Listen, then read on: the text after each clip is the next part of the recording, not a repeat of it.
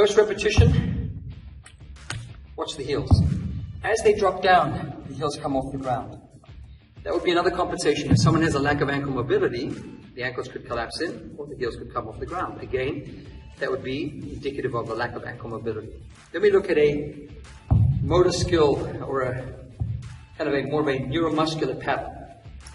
Look at the space between these two right here. If I'm someone who, as I initiate the squat, I just drop my hips straight down, what you notice is my femurs translate forward immediately and that space closes.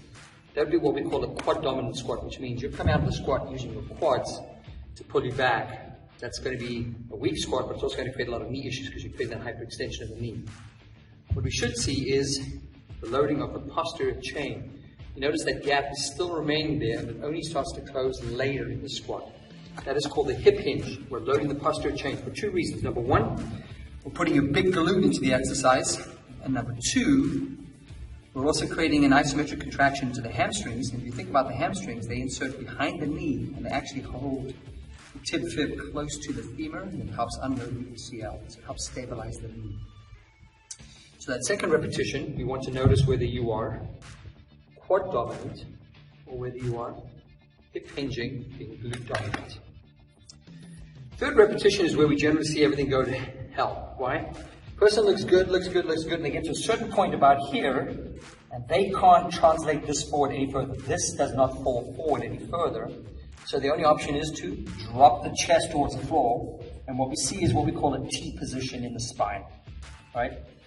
This is a bad squat, because if you think about how they're coming out of the squat, look where my hips are going. My hips are going forward and upwards, and my spine is going backwards and upwards. And that is creating a shear force because the hips are going that way, the spine is going that way.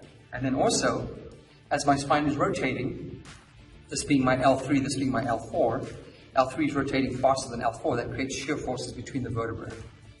So we are looking for more of what we call a figure 4 position. If you look at my position right here, as I drop, and you would take an imaginary line through my tibia, a line through my trunk, and my thigh, it looks like the number 4, right? Now, females will not have that exact figure 4 configuration like a male, because the reason being is they have long legs and relatively shorter torsos. Men, by comparison, have almost equal length lower extremity and upper extremity, so it's easier for a male to get to the figure 4 position. The female, she might be in a little bit more towards the T position, because she's got a shorter torso. To get her hands to the floor to pick up those balls, she's got to drop her trunk a little bit. So, on our third repetition, we look for that figure 4 position. And the last thing we look for is the orientation of the spine. If you look at me in this position right here, I have 3 points of contact. My sacrum, thoracic spine, and ideally my head. And there's a little bit of a natural curve right through here. Now, we're not just doing a bodyweight squat or a deadlift. There's no reason for that to change. So if you look at the position of the spine, it typically stays in that configuration all the way through. What you don't want to see is that rounding or that arching where I'm losing points of contact. So that'll be the fourth observation we're looking for. So we have 3 from the front, 4 from the side, a validation of whether any knee valgus is from the ankle or the hips by using an elevated platform.